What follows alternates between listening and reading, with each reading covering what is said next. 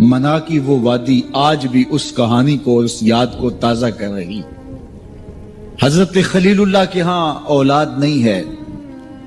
حضرت سارہ کے بعد حضرت ہاجرہ سلام اللہ علیہا سے نکاح فرمایا اور اللہ تعالیٰ نے حضرت ہاجرہ کے بطن سے ایک پیارا بیٹا عطا کیا جس کا نام اسماعیل رکھا۔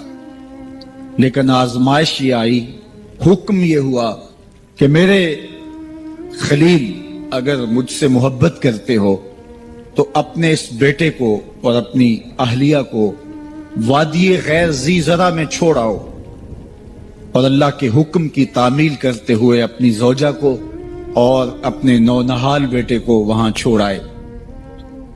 پھر 13 سال کی عمر کو جب حضرت اسماعیل پہنچے تو حضرت خلیل اللہ ملنے گئے۔ ایک خواب دیکھا۔ خواب میں کیا منظر تھا کہ میں اپنے بیٹے کو ذبح کر رہا ہوں۔ اللہ اکبر! یہ کوئی آسان کام نہیں تھا، لیکن نبی کا خواب بمنزلہ وحی ہوتا ہے۔ ہمارے خواب شیطانی وسوسے بھی ہوتے ہیں، الجھے ہوئے خیالات کا عکس ادغاث احلام بھی ہوتے ہیں، اور ہمارے کچھ خواب اچھے بھی ہوتے ہیں۔ نبوت کا 46واں حصہ بھی خوابوں کو کہا گیا ہے، اچھے خوابوں کو۔ لیکن نبی کا خواب محض خیر پر مشتمل ہوتا ہے اور شیطان کے وسوسے کا نتیجہ نہیں ہوتا، یہ اللہ کی طرف سے نبی کو القاء کی گئی بات ہوتی ہے۔ اب حضرت ابراہیم علیہ السلام کو خواب یہ آتا ہے کہ میں اپنے بیٹے کو ذبح کر رہا ہوں، 13 سال کا نونہال بیٹا، اور بیٹا بھی وہ جو اللہ سے دعائیں مانگ مانگ کے لیا گیا۔ حکم ہے کہ اس بیٹے کو میری رضا کے لیے ذبح کر دو۔ اللہ اکبر! حضرت خلیل اللہ اٹھے، بیدار ہوئے اور اس خواب کی تکمیل کے لیے آمادہ ہو گئے۔ اپنی زوجہ سے کہا، زوجہ محترمہ حضرت ہاجرہ سلام اللہ علیہا سے کہا کہ بیٹے کو تیار کر دو، دوست کی دعوت پہ لے جانا ہے۔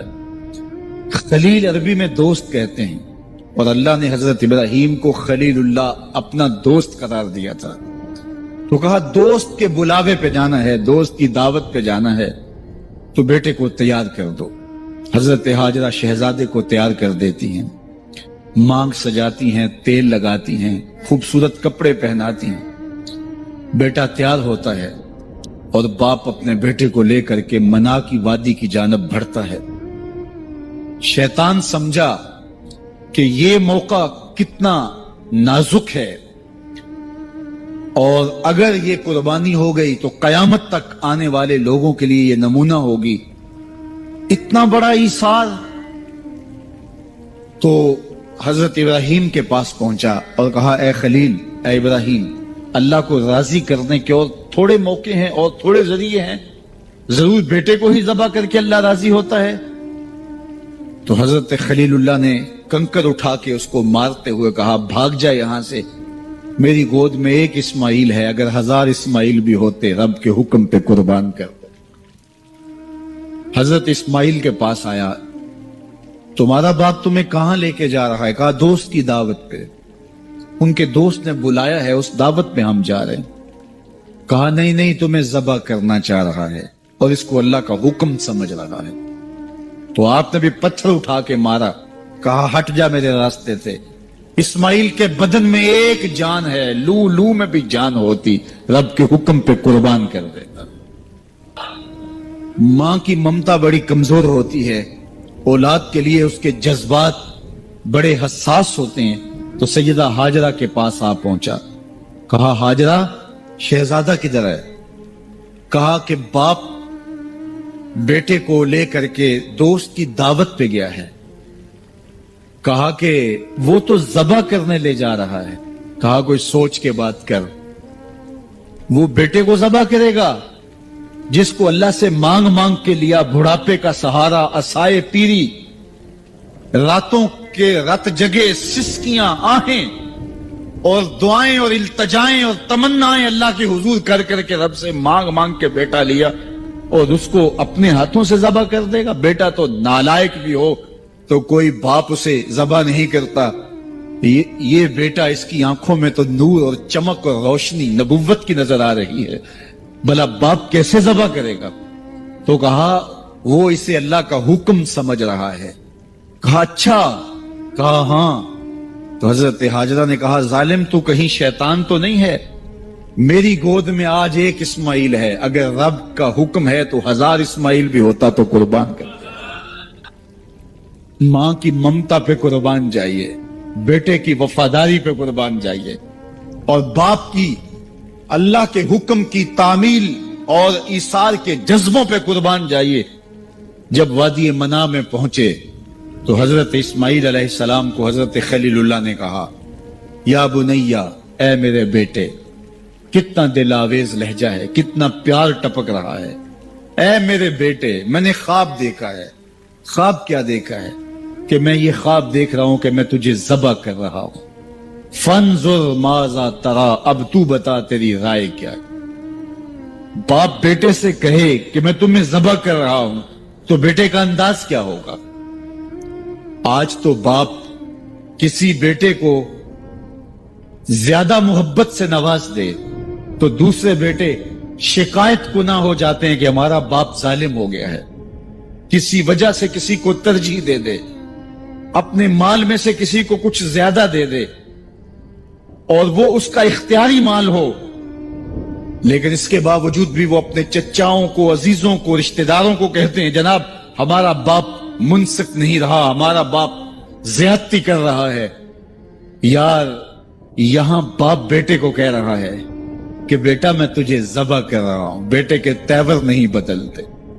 یہ فیضان نظر تھا یا کہ مکتب کی کرامت تھی؟ سکھائے کس نے اسماعیل کو آداب فرزند؟ باپ نے کہا بیٹا میں تجھے ذبح کر رہا ہوں.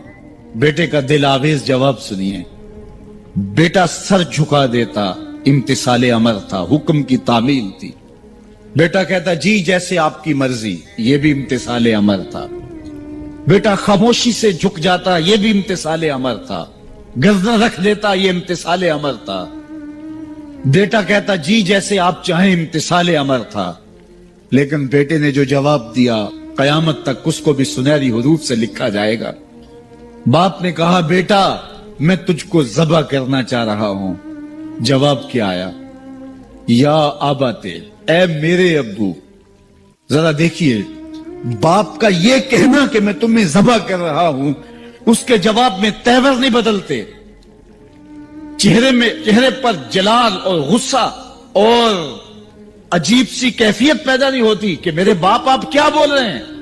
لیکن جب باپ بولا بیٹا میں تجھ کو ذبح کرنا چاہ رہا ہوں تو فرما بردار بیٹا کیا بولتا؟ یا آباتے، اے میرے باپ. اللہ اکبر. تم تو ذبح کرنا چاہتے ہو. یا آبا تفعل ما تؤمر، ابو ذبح کیا ہے، جو کرنا ہے کیجئے.